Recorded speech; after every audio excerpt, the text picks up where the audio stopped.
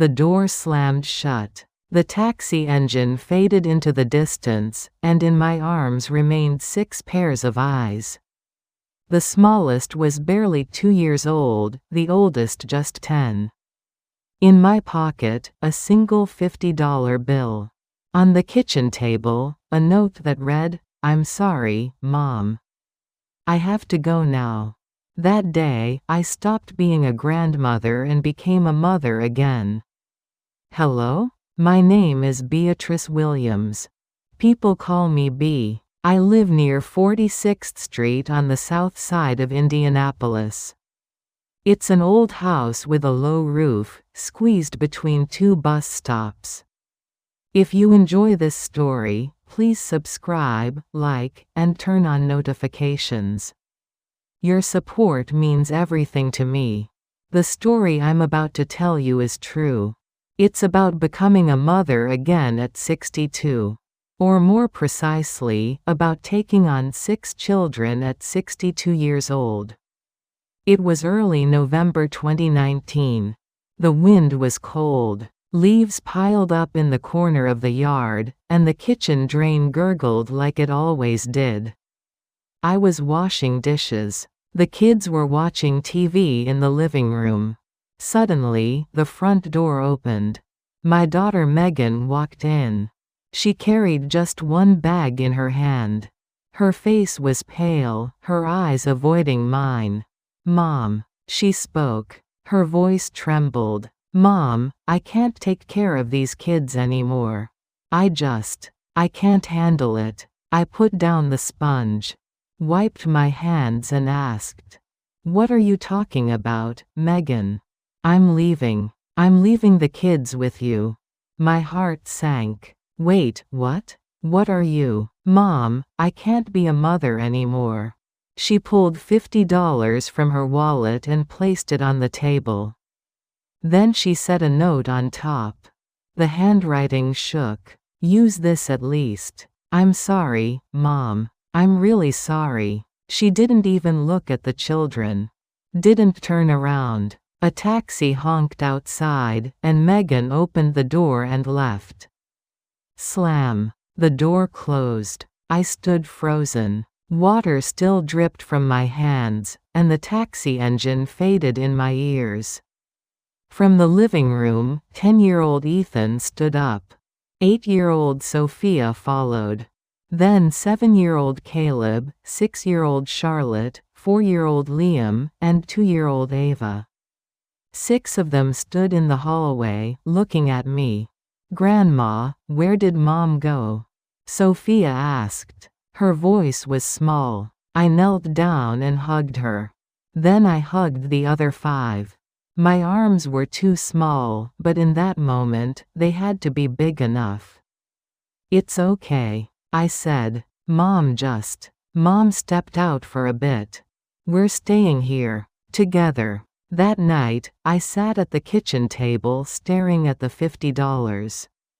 $50. A ridiculous amount to feed, clothe, and shelter 6 children. I opened the refrigerator. Half a carton of milk, 4 eggs, a few slices of bread. That was all. I sighed. Or rather, I exhaled a long breath. I thought back on my life. I was born in 1957 in a small town in Indiana. My parents ran a farm. We were poor but honest. I married at 21. My husband Robert worked in a factory. Megan was born 3 years later. But Robert passed away when Megan was 6. Heart attack. It was sudden. I'd been alone ever since. I cleaned houses, washed dishes at diners. All to raise Megan. She was a good kid. Did well in school. Graduated high school, went to college. I was proud. But in her sophomore year, Megan met a man. I don't remember his name. Doesn't matter anyway. He got Megan pregnant and left. When Ethan was born, Megan was barely 20. After that, Megan's life unraveled. Men came and went. Children multiplied. Sophia, Caleb, Charlotte, Liam, and Ava. 6 in total. Megan would find work, then quit. Find work again, then quit. She drank. Stayed out at night. I helped with the kids sometimes. Took them on weekends, fed them, put them to bed. But not always. I had to work too. And that day, Megan dumped all the children on me completely. The next morning, I woke up early. Before sunrise, I stood in the kitchen and opened the refrigerator again. 4 eggs. A few slices of bread. Half a carton of milk. I whisked the eggs and toasted the bread. Poured the milk bit by bit into cups. Set 7 plates on the table. The kids woke up one by one. "Grandma, I'm hungry." Liam rubbed his eyes and said, "Come here, let's eat breakfast." We gathered around the table. It was quiet, only the sound of forks. Sophia asked, "Grandma, when is Mom coming back?" I put down my spoon. Looked straight at her. "Mom won't be back for a while." "Why?" "Mom has some hard things to deal with right now." "What about us?" "We're staying here. Together. Grandma will take care of you." Ethan looked up. "Grandma, I'll help." It was the words of a 10-year-old, but they carried weight. I took his hand. "Thank you, Ethan." That afternoon, I went to the neighborhood grocery store.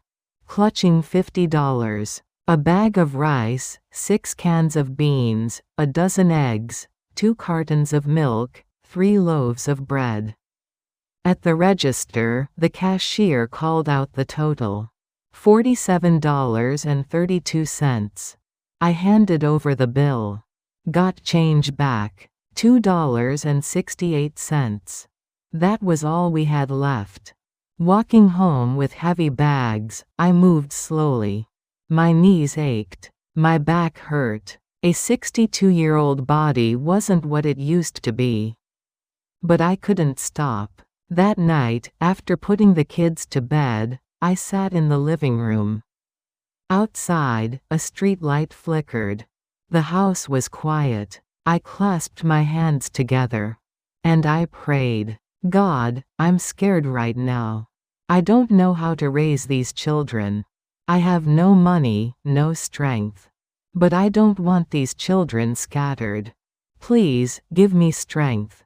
Tears came, but I didn't cry out loud.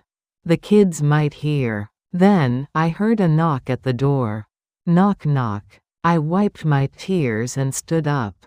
Opened the door. My neighbor Walter Harrison stood there. A 74-year-old man. A retired music teacher. He held a plastic bag. "Good evening," he said. His voice was gentle. "Mr. Harrison, what brings you here?" "I went shopping today and had leftovers. Thought you might be able to use them." He handed me the bag. Inside were a loaf of bread, a carton of milk, some fruit. My throat tightened. "Mr. Harrison, it's fine. I live alone. What am I going to do with all this?" "Please take it. Thank you." He nodded and turned away. I closed the door holding the bag. Tears came again. Grateful tears this time. The next week was harder. The kids had to go to school. I had to pack lunches, organize clothes. Ava needed daycare. I woke before dawn and stood in the kitchen. Made sandwiches, cut fruit. Woke the kids, washed them, dressed them. And walked them to the bus stop. In the afternoon, I cleaned the house. Did laundry, washed dishes. Prepared dinner. At night, I helped with homework. Ethan's math, Sophia's spelling, Caleb's coloring. By bedtime, it was past midnight. I lay in bed. Closed my eyes. But sleep wouldn't come. Tomorrow's tasks spun in my head. Money kept dwindling. 2 weeks later, my wallet held only a few coins. And then that day came. The doorbell rang. I opened the door. A woman stood there, wearing a suit, carrying a briefcase. "Hello, Mrs. Williams. I'm Miss Rodriguez from Child Protective Services." My heart dropped. Social services had arrived. Someone had reported us. Probably the school. Miss Rodriguez toured the house. Living room, kitchen, bedrooms. The children's clothes, food, beds. She took notes. Her expression was stern. "Mrs. Williams, the current situation is inadequate," she said. "There are 6 children. You have no income. Food is insufficient. I'm doing my best. Your best isn't enough, Mrs. Williams. I'm giving you 3 months.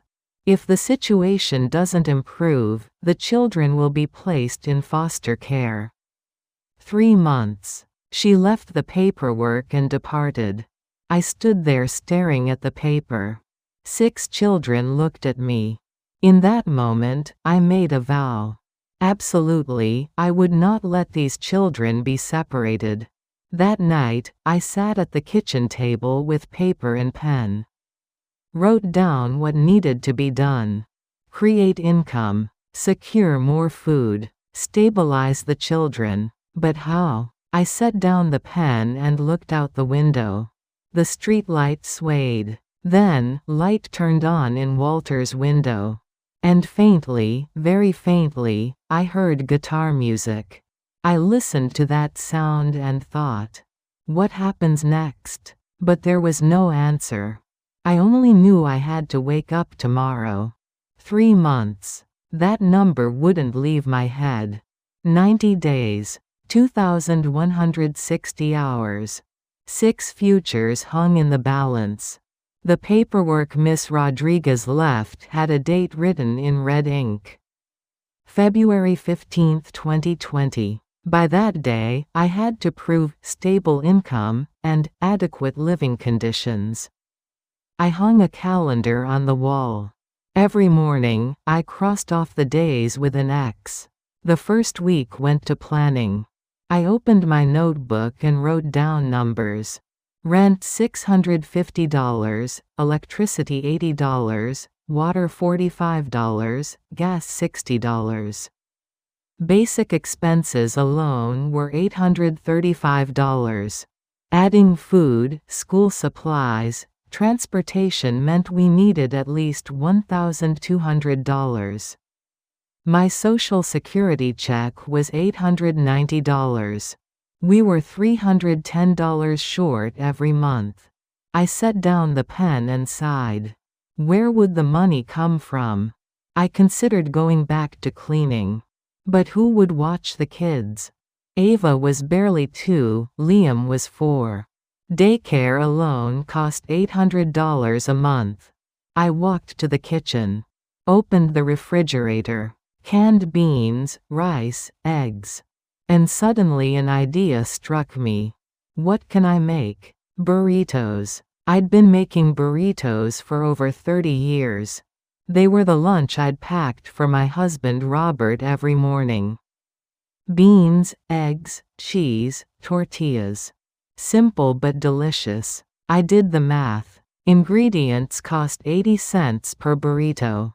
Sell for $2.50, profit $1.70.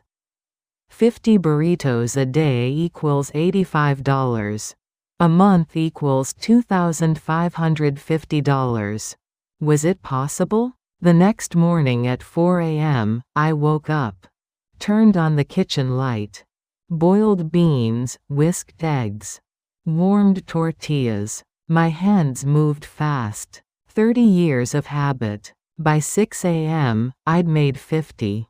Wrapped each one in aluminum foil and packed them into a large cooler.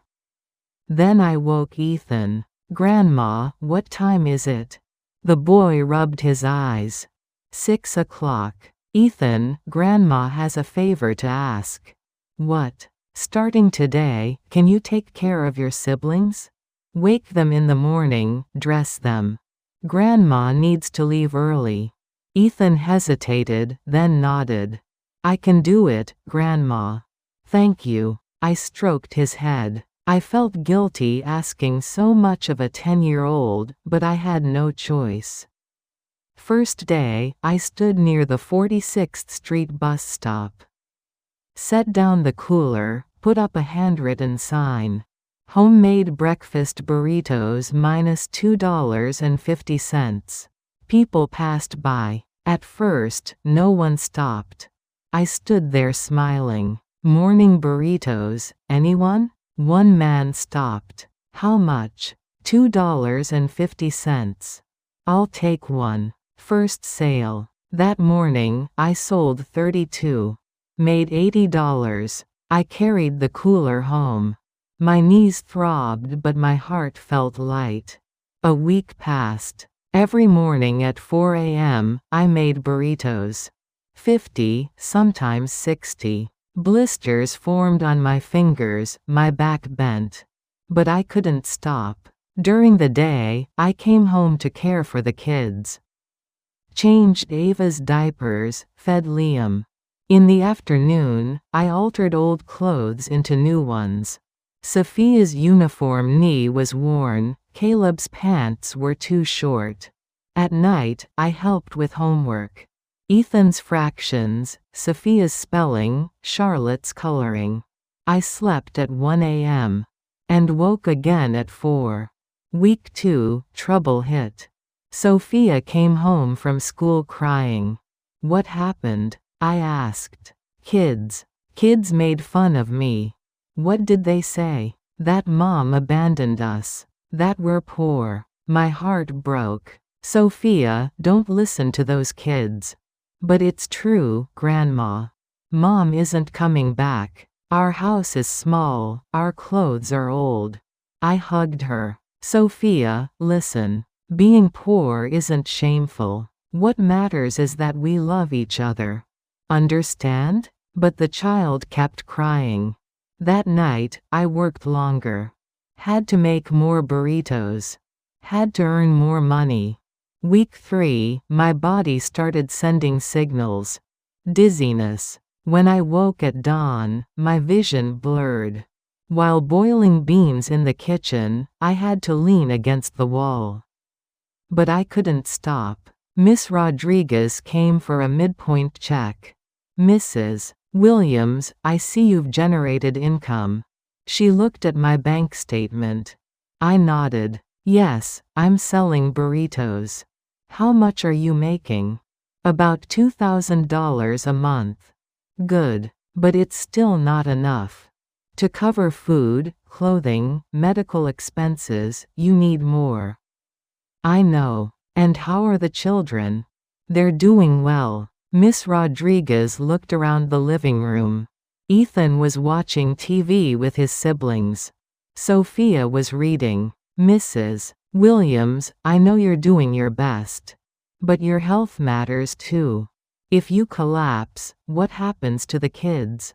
She closed the door and left. I stood there thinking, I can't collapse. Not ever. Week 4, that day came.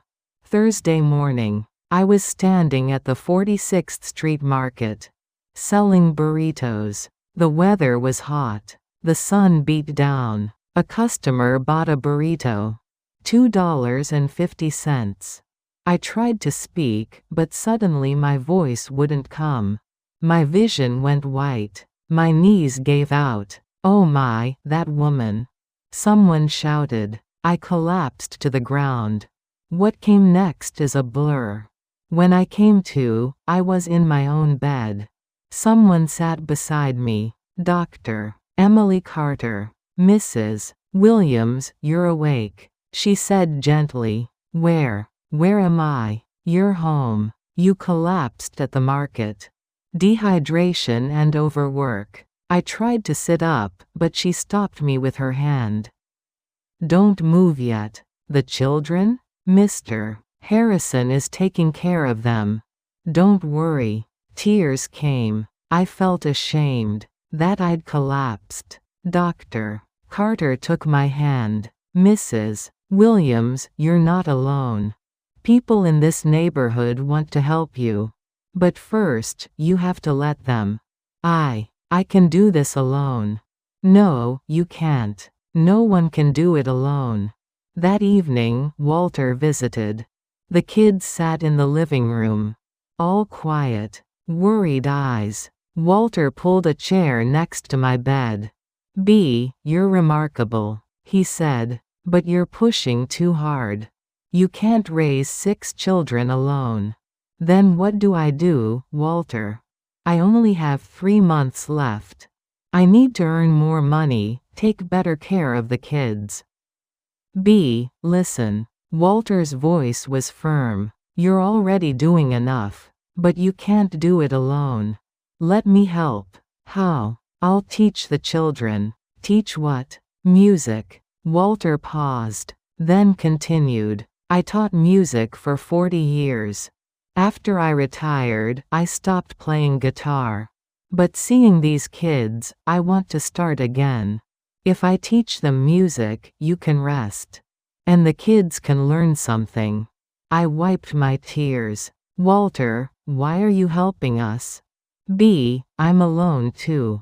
My wife passed 10 years ago, I have no children.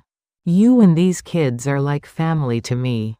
That's why." The next day, Walter brought an old guitar from his house. When he opened the case, dust flew out. The guitar was old, but the strings were intact. Walter sat on the living room floor. The kids gathered around him. "Now, everyone. Starting today, we're going to learn music." Walter said, "Music is like magic. It comforts us when we're sad, amplifies joy when we're happy. And most of all, music connects people." He picked up the guitar. His fingers plucked the strings. Twang! A sound rang out. The kids' eyes widened. Walter played a simple chord progression. C, G, M, F. Gentle melody filled the living room. Sophia asked, "Mr. Harrison, can I do it too?" "Of course." Walter handed the guitar to Ethan. "Ethan, you try first." Ethan carefully took the guitar. Small fingers placed on the strings. Walter held his hand and showed him the chord. "C chord. Press like this." Ethan strummed the strings. Twang. The sound wasn't perfect, but it was music. Sophia clapped. Caleb smiled. I watched from the kitchen doorway. My chest felt warm. That night, after putting the kids to bed, I sat in the living room. Walter was still putting away the guitar. "Walter, thank you," I said. "You're welcome, B. I enjoyed it too. The kids loved it. Music brings joy to everyone. Especially in hard times." Walter put the guitar in its case. "B, I want to make a proposal." "What?" "I'll come every afternoon for 2 hours and teach the kids. During that time, you rest, or work, or do whatever you need." "How about it?" I held back tears. "Walter, I don't know how to thank you. You don't have to do anything. Just rest. That's my thanks." Starting the next week, the routine changed slightly. I still made burritos at dawn. But in the afternoon, Walter came. The kids learned music while I could rest. At first, I just lay down. My body was so exhausted. But after a week, I started regaining energy. In the afternoon, I'd open the window and watch the living room. Ethan playing guitar, Sophia singing, Caleb clapping rhythm. Walter smiling and counting beats. Watching that scene, I thought, is this what hope feels like? End of week 4, Miss Rodriguez returned. "Mrs. Williams, how's your health?"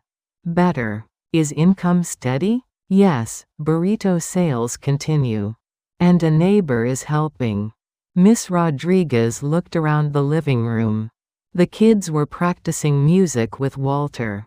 Music, I see. Yes, Mr. Harrison is teaching them. Miss Rodriguez took notes.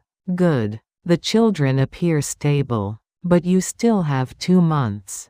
Keep it up, Mrs. Williams. She left. I closed the door and breathed deeply. 2 more months. Just 2 more. That night, I lay in bed staring at the ceiling. My body was still tired, but my heart felt lighter. From the living room, I heard Sophia's voice. A small song. The melody Walter had taught. I closed my eyes, and made a promise to myself. I won't give up. I'll protect these children. To the end. Outside, stars shone. Small stars, but bright enough. Walter's lessons continued. Every afternoon at 2 p.m., he'd knock on our door with his guitar. The kids waited for that moment. They'd rush through homework after school and gather on the living room floor. Ethan learned chords. Started with C, G, M, F, and now he could play D, M and M too. His fingers grew familiar with the strings. Sophia found her voice. At first it was small and shaky, but now it rang clear. Walter told her, "Sophia, your voice has light in it. The kind that makes people stop and listen." Caleb took on rhythm. He'd tap his knees, bang the table. Walter gave him 2 wooden spoons. "Keep the beat with these." Caleb used them like drumsticks. Charlotte added harmonies. Her high voice followed Sophia's lead. Liam and Ava were still young, but they clapped and laughed along. Our house filled with music. Week 6, Walter made a proposal. "B, the kids are ready." "Ready for what?" "A stage." I was surprised. "A stage? Aren't they too young?" "No, age doesn't matter in music. Sincerity does. These kids have sincerity." "Where would we perform?" "The community center is having a weekend party. Small stage. About 15 minutes. What do you think?" I hesitated. What if the kids mess up? What if people laugh? But Ethan spoke up. "Grandma, I want to try. We can do this." Sophia nodded too. I took a deep breath. "Okay, let's do it." From that day on, we practiced harder. Walter chose 3 songs. "You Are My Sunshine," "Lean on Me," and "What a Wonderful World." Simple songs, but warm ones. Every evening, the kids sang in the living room. Ethan played guitar, Sophia sang lead, Caleb kept the beat, Charlotte added harmonies. Liam and Ava danced in front. I listened from the kitchen. Washing dishes, tears streaming down my face. Good tears. The night before the performance, I couldn't sleep. Worries circled my mind. What if the kids freeze up? What if a guitar string breaks? What if Sophia's voice fails? I got out of bed and went to the living room. Opened the window. Cold air rushed in. "God, please protect these children." I prayed like that. Saturday afternoon, 3 p.m., we arrived at the community center. A small building. A few cars in the parking lot. Inside, there was a hall. About 50 chairs set up. The stage was small. 1 microphone, 2 speakers. Walter tuned the guitar. The kids sat nearby, nervous faces waiting. "You okay?" I asked Sophia. "I'm nervous, Grandma." "Being nervous is normal. But you'll do great. Just do it like you always do." People started filing in. Neighborhood folks. Dr. Carter came, and people who bought my burritos at the market. The chairs filled up. The MC took the microphone. "Next up, we have a special performance. Beatrice Williams's grandchildren will sing for us. Please give them a big round of applause." We walked onto the stage. The lights came on. Ethan sat in a chair holding the guitar. Sophia stood at the microphone. Caleb, Charlotte, Liam, and Ava stood to the side. I sat in the first row below the stage. Clutched my hands together. Walter nodded. Ethan played the first chord.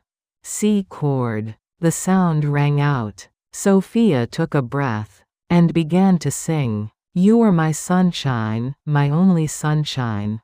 Her voice was small but clear. The hall went quiet. People stopped moving. Sophia kept singing. Ethan's guitar followed. Caleb tapped his knees keeping rhythm. Charlotte added harmony. The first song ended. Applause erupted. Not loud, but sincere. Sophia smiled. The second song was Lean on Me. This time her voice was stronger. Sophia had gained confidence. Ethan played the guitar more smoothly too. In the chorus, Charlotte added harmony. Two voices blending together. People started nodding along. Some closed their eyes. When the song ended, the applause grew louder. The third song was What a Wonderful World. When Sophia began singing, tears came to my eyes. Her voice filled the entire hall. I see trees of green, red roses too. Soft and warm. Ethan's guitar wrapped around that voice. Caleb's rhythm beat like a heartbeat. When the last note ended, the hall fell silent. Then one person stood up. Then another. Then everyone. A standing ovation. When we came off stage, people surrounded us. That was beautiful. The children are like angels. Dr. Carter took my hand. That was incredible. The kids were unbelievable. A man approached. Held out $50. This is for the kids. Keep singing, please. No, we weren't trying to. Please take it. I insist. He pressed the money into my hand and left. Then another person came. Gave $20. We're rooting for you, Mrs.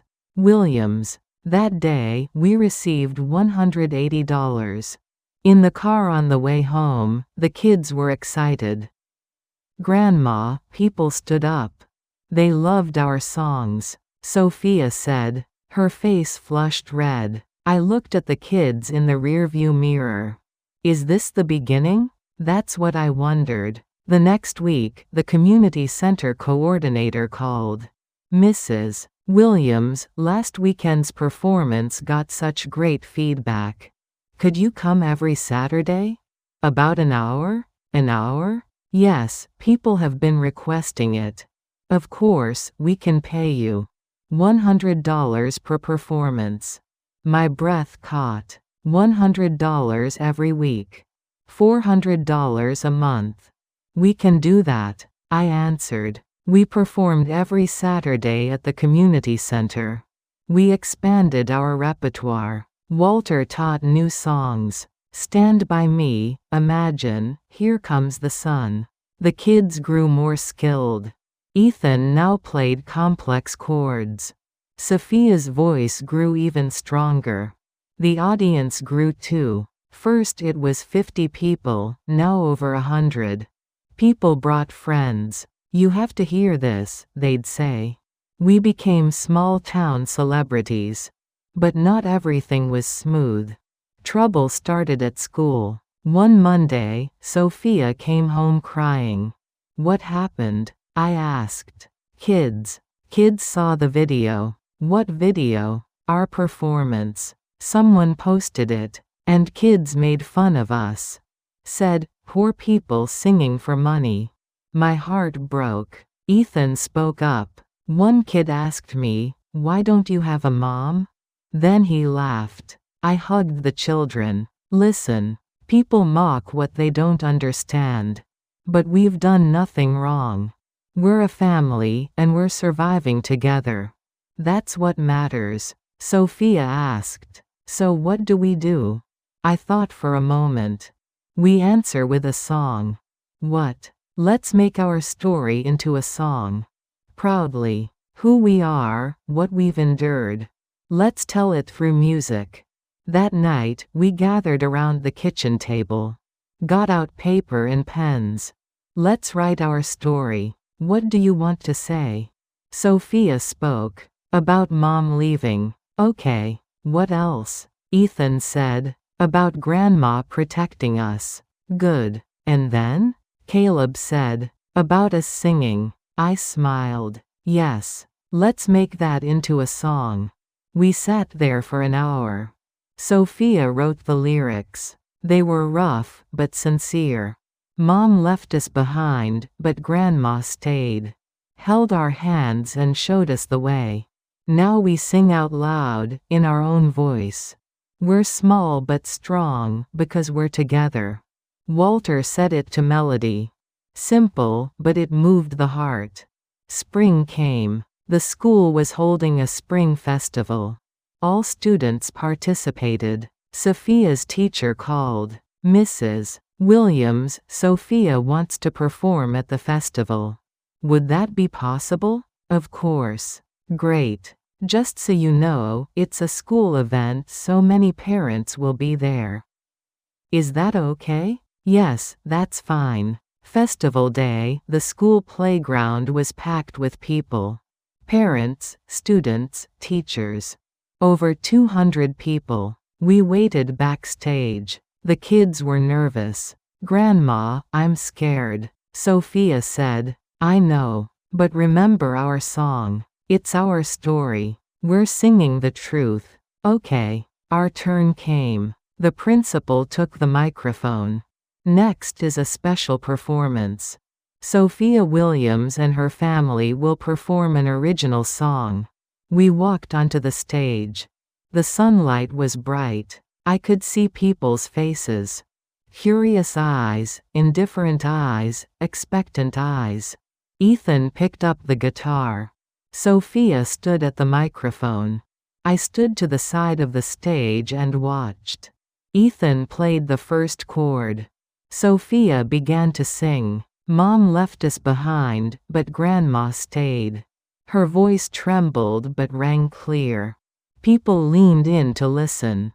Sophia kept singing, tears streaming down her face, but she didn't stop. Held our hands and showed us the way. Ethan's guitar wrapped around that voice. Caleb kept the beat. Charlotte added harmony. The last verse came. We're small but strong, because we're together. Sophia held that final note long.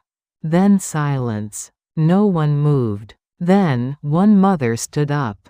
Wiping tears. Then another person. Then everyone stood. Applause erupted. Like thunder. Even the kids who had bullied them were clapping. Sophia cried on stage. But she was smiling. After the performance, a young man approached. Mrs. Williams, hello. I'm a parent, and I just recorded the performance. Would it be okay to post it online? Online? Yes, YouTube. I think people need to see this. I hesitated. But Sophia spoke up. Grandma, it's okay. It'd be good if more people heard our story. All right, that's fine. The man thanked us and left. A week later, Walter called urgently. B, turn on your computer right now. What's wrong? Just turn it on. I powered up the old laptop. Went to YouTube. Typed, Sophia Williams, in the search bar. A video appeared. Views 150,000. I couldn't believe it. I read the comments. These kids' voices touched my heart. A real story in a song. I cried. You can feel the love between grandma and grandchildren. The next day, views hit 500,000. 3 days later, 1 million. Our story was spreading across the world. That night, I sat in the living room looking out the window. The kids were asleep. The house was quiet. The phone rang. Unknown number. I answered. Hello? Mrs. Williams? This is Jessica Miller. I work at RCA Records.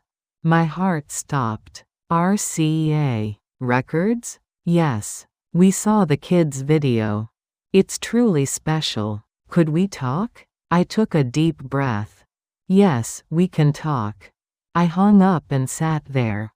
My hands trembled. Is this real? Outside, stars shone. Those small stars now seemed within reach. Jessica Miller came a week later. A black SUV pulled up in front of our house. The woman who stepped out was in her early 30s, dressed in a crisp suit. She carried a briefcase. Mrs. Williams? She extended her hand. Yes, that's me. Pleasure to meet you. I'm Jessica Miller. We went into the living room. Jessica looked around. The worn sofa, cracked walls, creaky floorboards. But she said nothing. The kids came home from school. Stopped in the doorway. Grandma, who's this? Sophia asked. Say hello. This is Miss Jessica. She's from a music company. The kids greeted her cautiously. Jessica knelt down to their eye level. Hi, kids. I heard your song. It was beautiful. Thank you, Sophia said quietly. Jessica stood back up and looked at me. Mrs. Williams, I'll be honest. I've been in this business for 20 years. I've seen hundreds of singers. But I've never heard voices with this much sincerity. Thank you. However, I have concerns. What concerns? The children. They're still young. The music industry is rough. I want to protect them.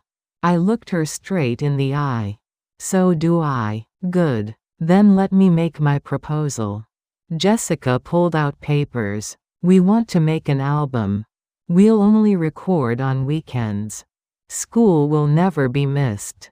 The contract is for 1 year. In that time, we'll release the album and see the response. If the kids struggle, we can stop anytime. What about payment? We'll give you $10,000 up front. And you'll get 20% of album sales. My breath stopped. $10,000. A year's worth of living expenses. But there are conditions. Jessica continued. The children must continue school and get regular health checkups. And Mrs. Williams, you have final say on all decisions. We only make suggestions. I looked at the kids. What do you think? Ethan spoke. If Grandma's okay with it, we want to do it. Sophia nodded. I looked at Jessica. All right, we'll do it. The day we signed the contract, Miss Rodriguez came back. Final inspection. 3 months had passed. She toured the house. The refrigerator was full of food. The kids' clothes were clean. School report cards were good.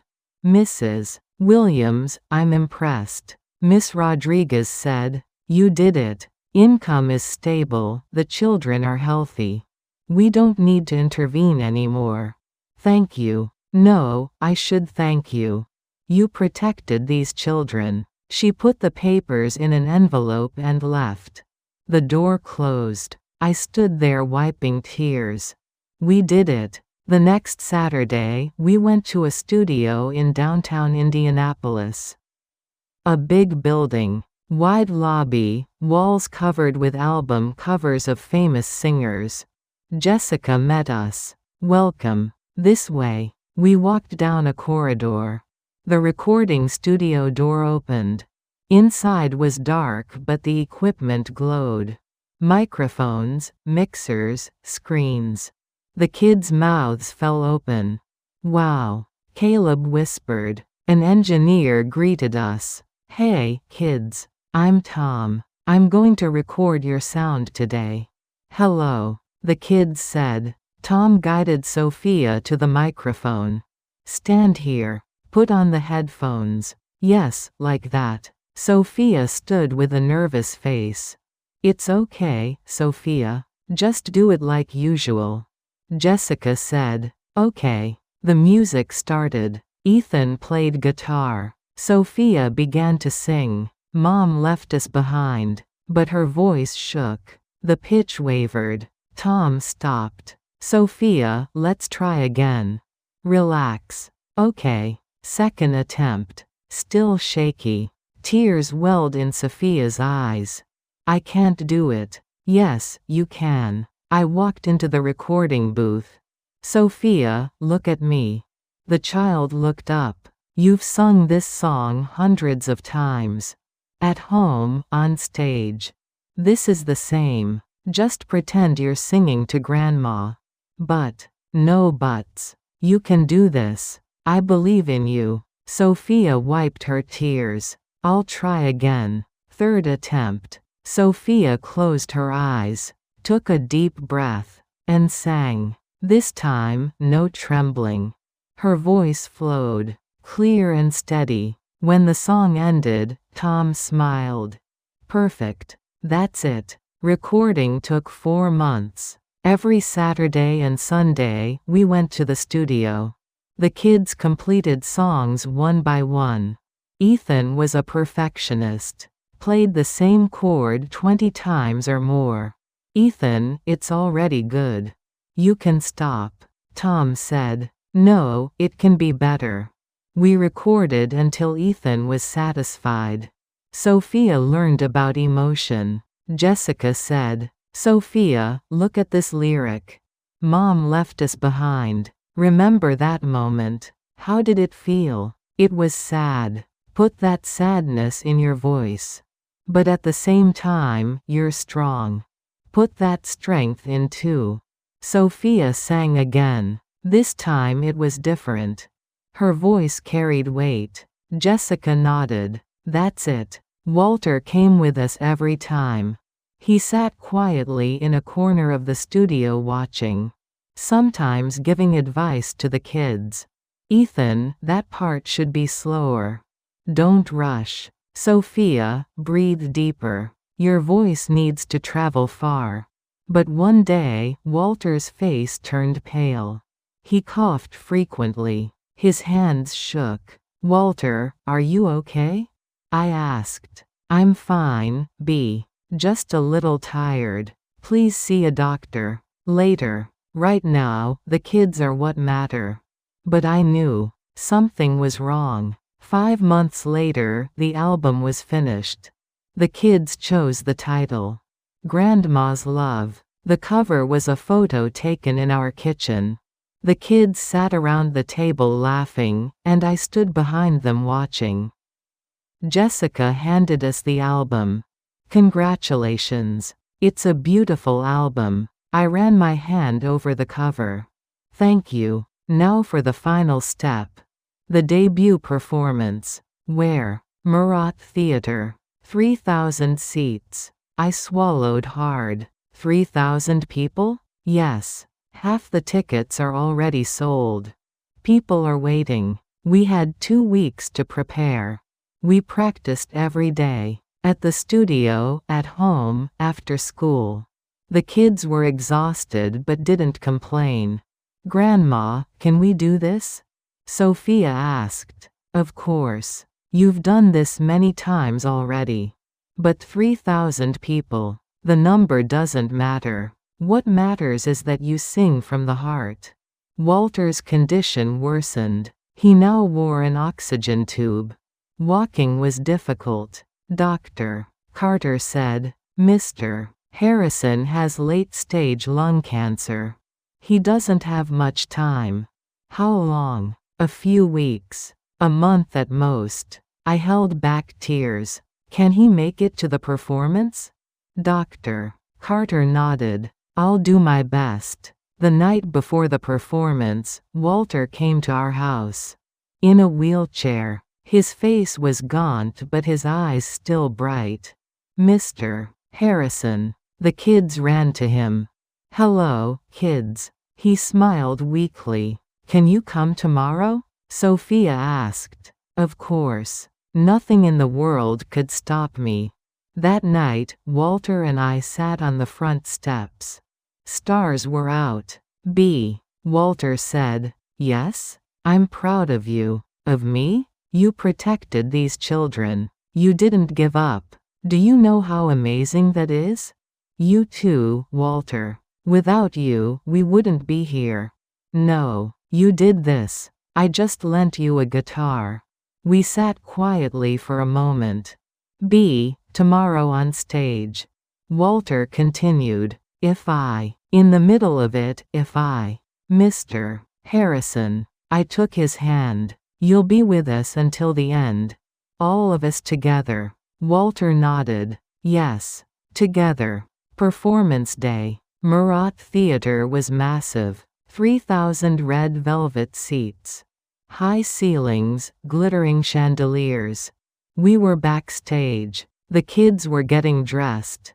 White shirts and black pants. Simple but neat. I'm nervous. Caleb said. Me too. Charlotte replied. Jessica came in. Ready? Yes. Good. 30 minutes until showtime. The house is full. I looked out the window. Every seat was filled. 3,000 people waiting for us. Where's Mr. Harrison? Sophia asked. Center seat, first row. Jessica answered. The lights dimmed. The murmur of the crowd faded. The MC walked onto the stage. Ladies and gentlemen, tonight is a special night. The story of one grandmother and 6 grandchildren. A story of love that never quit. And the music that love created. Please welcome Beatrice Williams and her family with a big round of applause.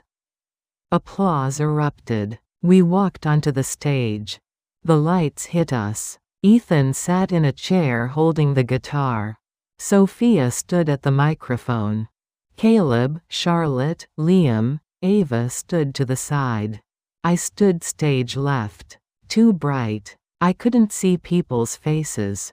But in the center of the first row, I saw Walter.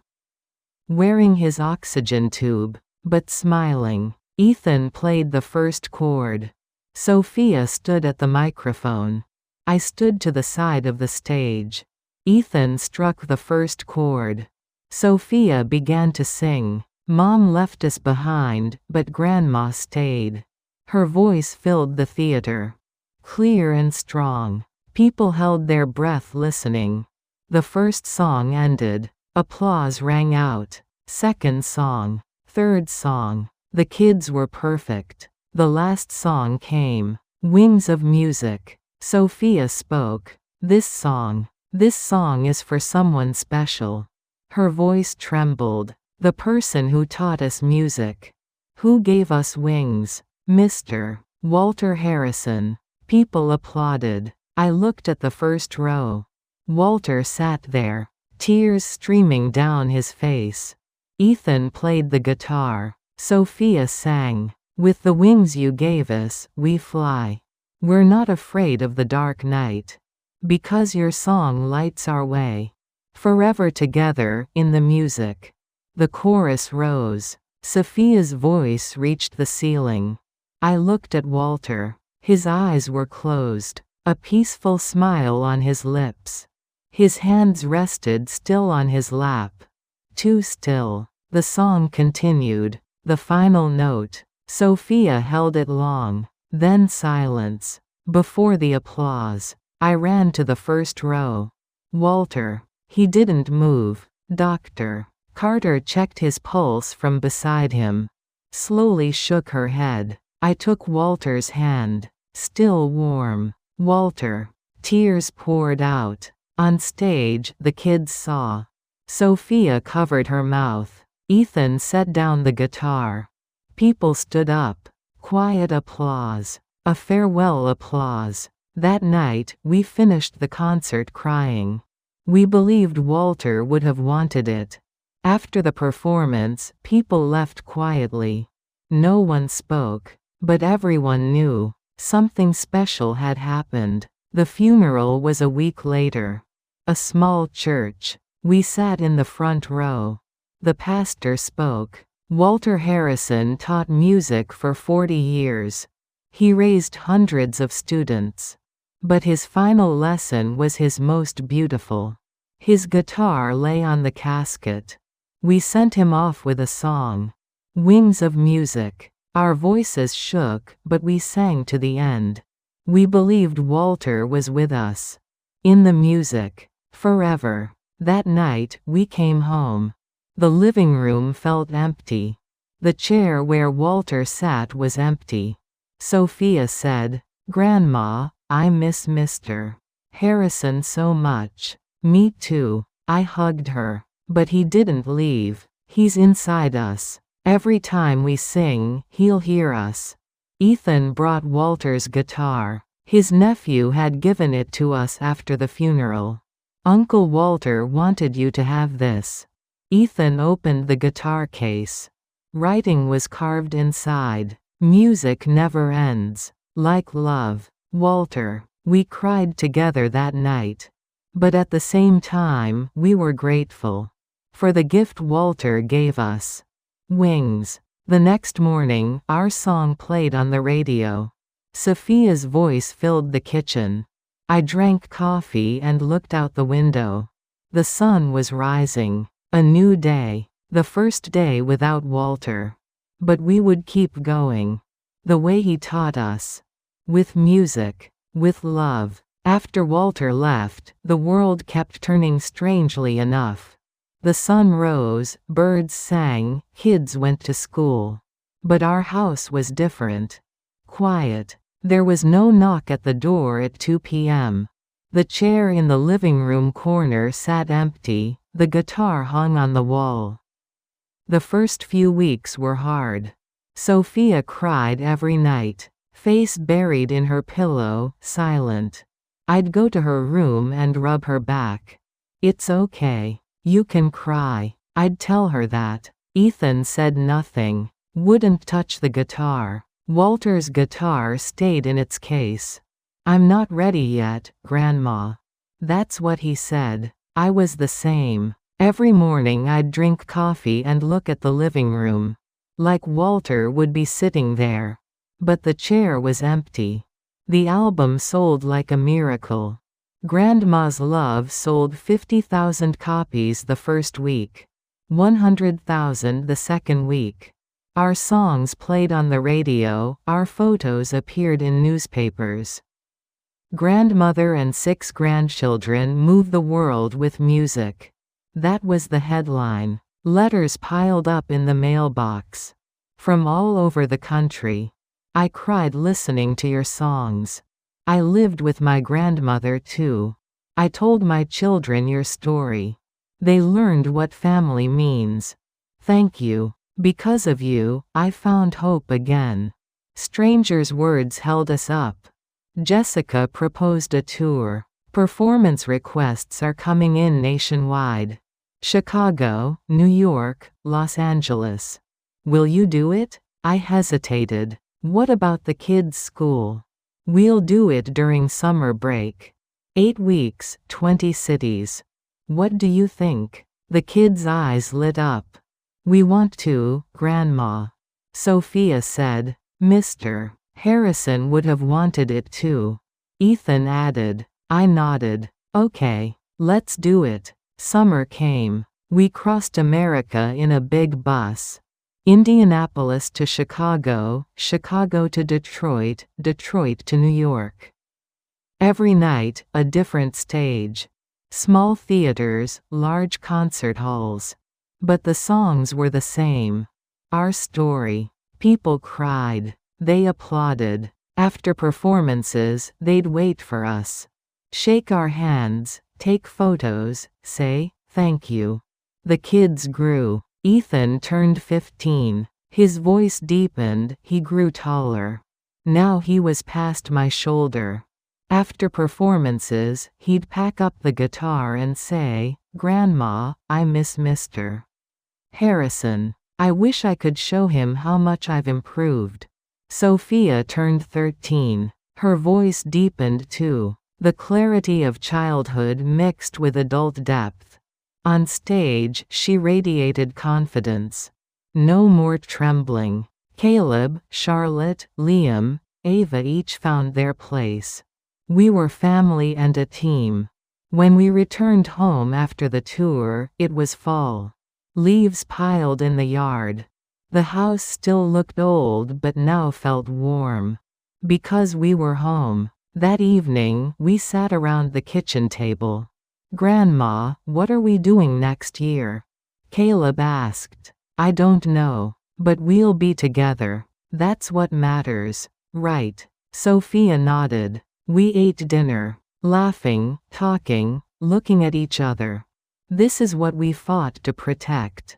These moments. 2 more years passed. We released a second album, toured Europe. Paris, London, Amsterdam.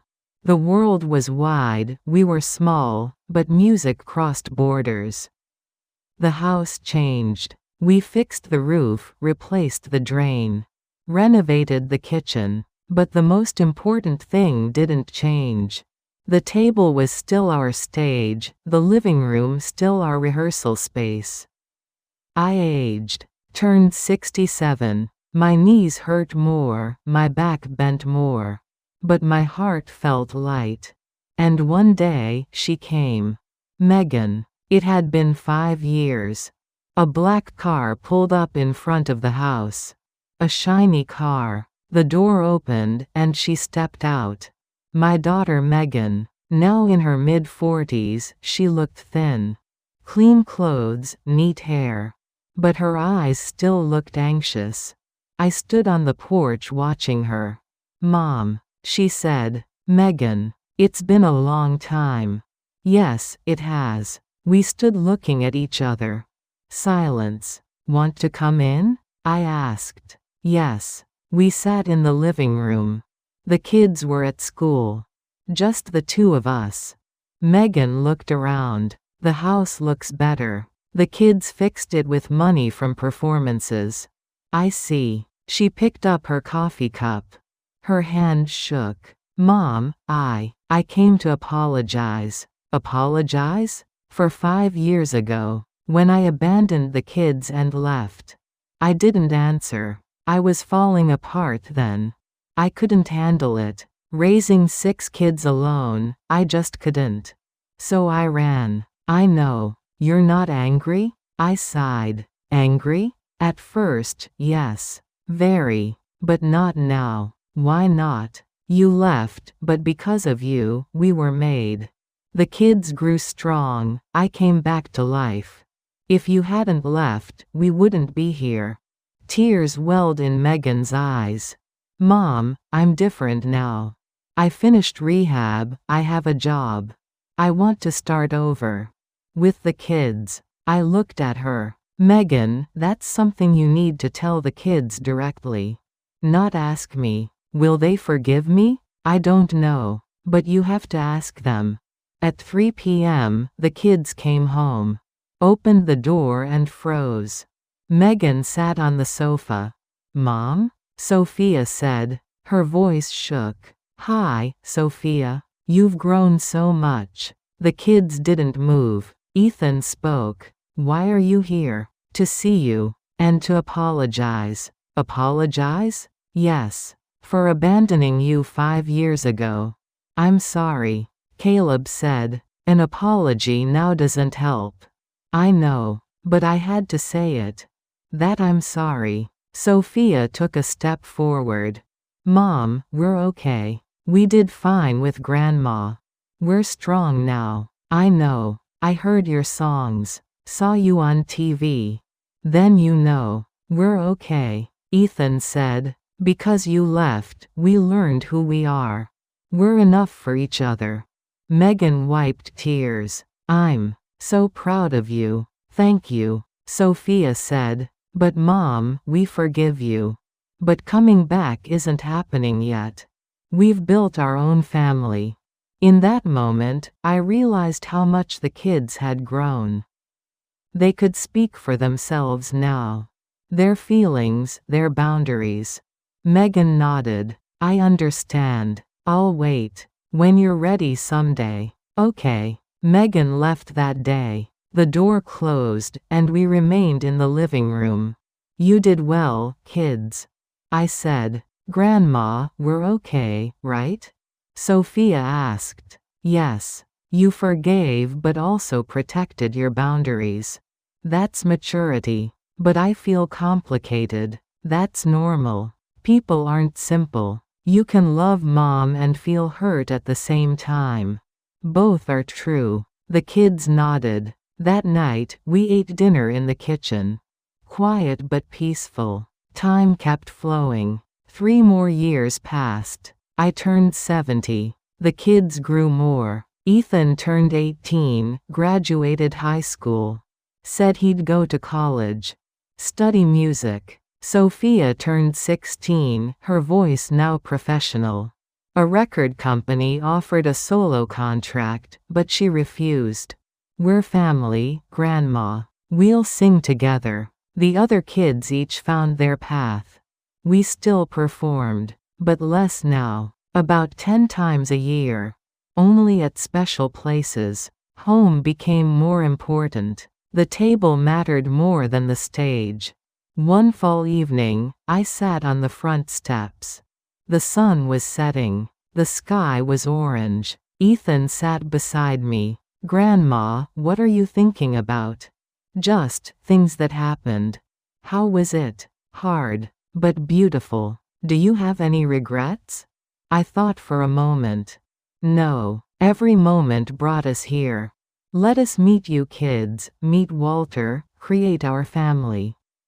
What's there to regret? Grandma, you're amazing. No, I just didn't give up. That's all. Ethan leaned his head on my shoulder. I love you, Grandma. I love you too, Ethan. That night, the house was warm. In the kitchen, Sophia washed dishes. Caleb and Charlotte did homework. Liam and Ava watched TV. I sat in the living room looking at the guitar on the wall. Walter's guitar. Walter, are you watching? We're doing well, I said in my heart. The wind blew. The window rattled slightly, as if answering. Next week, we did a small performance. Indianapolis Community Center, where we first performed. The audience was 200. People who'd watched us from the beginning. When we sang the last song, I went on stage with them. Everyone, today is a special day. I said. It's been 7 years since we first stood here. Back then, we had nothing. No money, no hope. But we had each other. That was all, but it was enough. People applauded. Today, I want to thank you. For believing in us. For listening to our songs. And for being with us. I looked at the kids. And I want to thank these children. You made me live again. You made the last chapter of my life the most beautiful. Sophia's eyes welled up. Now, the last song. This is for all of us. Ethan played guitar. We sang together. Me, the kids, and the audience too. Home isn't a building. Home is people. Hands holding each other. Love that never leaves. When the song ended, everyone stood. The applause continued for a long time. That night, in the car on the way home, it was quiet. The kids fell asleep, tired. I looked out the window. Stars shone. I was happy. That's what I thought. It wasn't perfect. It was hard, painful, sad. But every moment was real. Moments we lived through together. Like Walter said, music never ends. Like love. It's now 2026. I'm 69 years old. The kids have grown more. We still sing. Occasionally. With Megan, we're slowly rebuilding our relationship. She comes for holidays, calls. It's not perfect, but it's okay. The house is still on 46th Street. Old, but it's our home. Steam from baking bread fogs the kitchen window. Walter's guitar hangs on the living room wall. Sometimes, I sit on the front steps and think, what's a real miracle? Success? Fame? Money? No. A real miracle is that love that never leaves lifts me up every morning. A real miracle is that these 6 pairs of eyes call me mom. A real miracle is that we're together. Yesterday, Ava asked, "Grandma, are you happy?" "Yes." "Why?" I hugged her. "Because I have you." "That's all?" "That's everything, Ava. That's everything." The top is glamorous. The lights are bright, the applause is loud. But home is different. Home is quiet, but warm. Home isn't glamorous, but it's safe. Home is each other. The people who don't leave. Every morning, drinking coffee in the kitchen and hearing the kids' laughter. That's my stage. That's my song. The story is ending, but our life continues. Tomorrow the sun will rise, the kids will go to school, I'll stand in the kitchen. Ordinary days will pile up, creating our life. It won't be perfect, but it will be true. And that's enough. If you're struggling right now, remember this. Don't give up. Just hold on one more day. Someone needs you. Someone lives because of you. That's love. That's family. I'm still here today. 46th Street, old house, with 6 children. In the living room, I hear guitar sounds. Ethan is practicing. Sophia adds harmony. I prepare dinner in the kitchen. An ordinary evening. But this is what we fought for. This ordinariness. This togetherness. This love. Outside, stars rise. Small stars, but bright enough. Walter is watching from somewhere. Smiling. You're doing well, B. You're doing well. Saying that. And we keep singing. On stage, at home. Because music never ends. Like love. The end.